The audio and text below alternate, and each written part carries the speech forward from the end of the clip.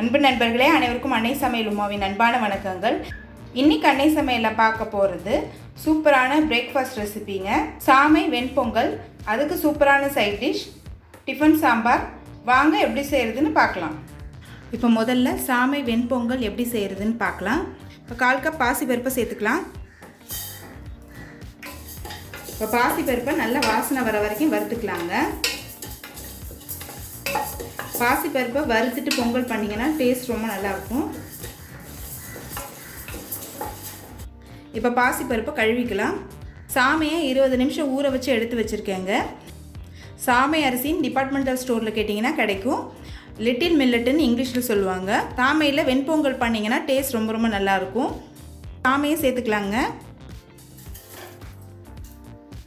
அடுத்து 2 கப் தண்ணி சேர்த்துக்கலாம்.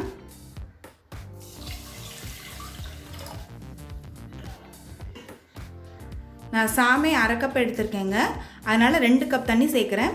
1க்கு 4 மடங்கு அளவுக்கு தண்ணி சேர்க்கணும். தேவையான அளவு உப்பு,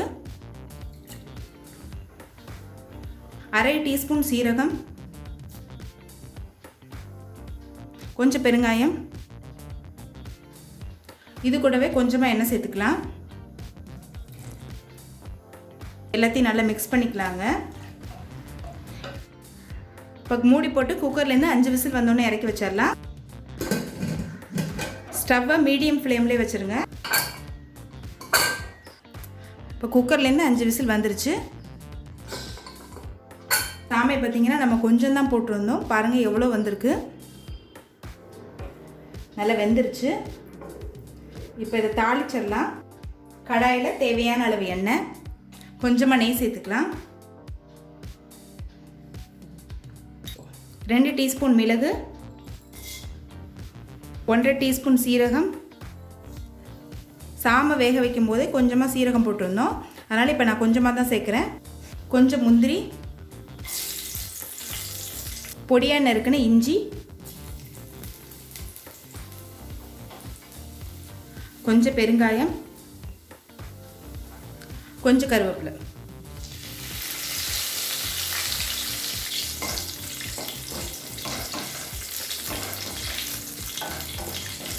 இப்போ எல்லாத்தையும் நல்லா வறுத்தாச்சுங்க. பொங்கலில் சேர்த்துடலாம்.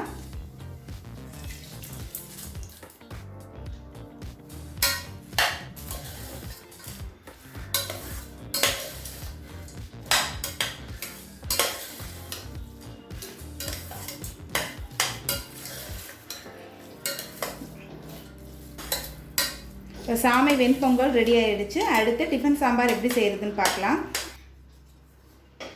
இப்போ டிஃபன் சாம்பாருக்கு பொடி ரெடி பண்ணிக்கலாங்க. இந்த பொடி செஞ்சு போட்டிங்கன்னா டிஃபன் சாம்பார் டேஸ்ட் ரொம்ப நல்லாயிருக்கும். 1 டீஸ்பூன் கடலைப்பருப்பு, 1/2 டீஸ்பூன் தனியா, 1/4 டீஸ்பூன் மிளகு, 1/2 டீஸ்பூன் சீரகம், 1/4 டீஸ்பூன் வெந்தயம், 3 காஞ்ச மிளகாய், 3 காஷ்மீரி மிளகாய். காஷ்மீரி மிளகாய் நான் கலருக்காக தாங்க சேர்க்குறேன், நீங்கள் விருப்பப்பட்டால் சேர்த்துக்கலாம், இல்லைன்னா வேண்டாம். இப்போ இது எல்லாத்தையும் நல்ல வாசனை வர வரைக்கும் வறுத்துக்கலாங்க. இப்போ எல்லாத்தையும் நல்ல வாசனை வர வரைக்கும் வறுத்தாச்சுங்க. இப்போ இது எல்லாத்தையும் மிக்சியில் நைஸாக அரைச்சிக்கலாம். இப்போ அடுத்து டிஃபன் சாம்பார் எப்படி செய்கிறதுன்னு பார்க்கலாங்க. கடாயில் தேவையான அளவு எண்ணெய், 1/2 டீஸ்பூன் கடுகு, 1/2 டீஸ்பூன் சீரகம், கொஞ்சம் பெருங்காயம் சேர்த்துக்கலாம், கொஞ்சம் கருவேப்பிலை. அடுத்து 15 சின்ன வெங்காயம் சேர்த்துக்கலாம். நீங்கள் டிஃபன் சாம்பாருக்கு சின்ன வெங்காயம் போட்டு பண்ணிங்கன்னா டேஸ்ட் ரொம்ப நல்லாயிருக்கும். 2 பச்சை மிளகாய்,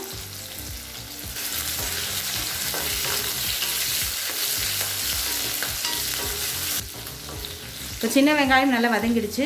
அடுத்தது ஒரு தக்காளி,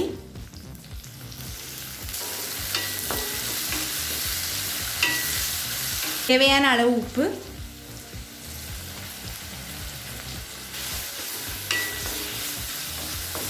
கொஞ்சம் மஞ்சத்தூள்,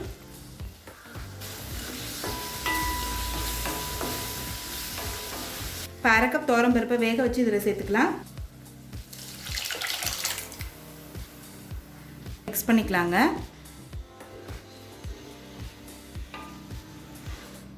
இப்போ பருப்பு சேர்த்துட்டு ஒரு 5 நிமிஷம் ஸ்லோலே இருக்கட்டுங்க.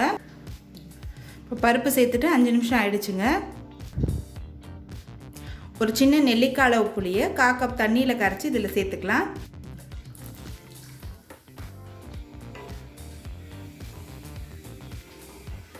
நம்ம அரைச்சி வச்சுருக்க சாம்பார் பொடியிலேருந்து 1 டேபிள் ஸ்பூன் சேர்த்துக்கலாம். மீதி இருக்க பொடியை ஒரு ஏர்டைட் கண்டெய்னரில் போட்டு வச்சுக்கோங்க. நெக்ஸ்ட் டைம் யூஸ் பண்ணிக்கலாம். சாம்பார் பொடியை லாஸ்ட்டில் போட்டிங்கன்னா வாசனை ரொம்ப நல்லா இருக்குங்க. இப்போ கொஞ்சமாக வெல்லம் சேர்த்துக்கலாங்க. வெல்லம் சேர்க்கறதுனால சாம்பார் டேஸ்ட் நல்லா இருக்குங்க. நீங்கள் விருப்பப்பட்டால் சேர்த்துக்கலாம், இல்லைன்னா வேண்டாம். கொஞ்சம் கொத்தமல்லி தூவிக்கலாம்.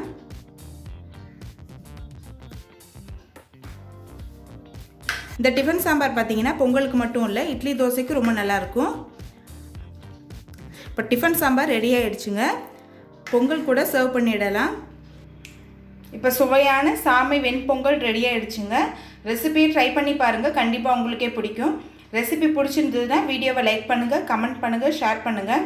இது வரைக்கும் அன்னை சமையல் சேனலை சப்ஸ்கிரைப் பண்ணலைன்னா சப்ஸ்கிரைப் பண்ணுங்கள். தேங்க்யூ.